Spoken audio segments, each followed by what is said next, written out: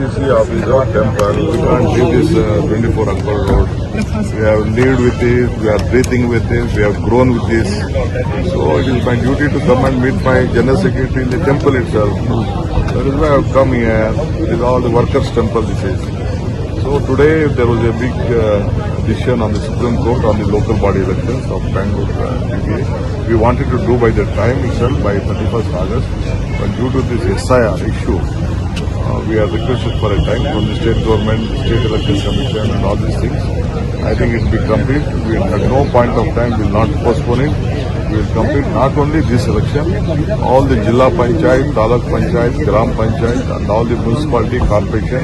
I will see that by this March, December, all the elections will be completed. Any young, Sir, on any cabinet young, expansion, sir? any young faces in? My duty is to see that all the young new people from the Gram Panchayat to the corporation, they will be given an opportunity.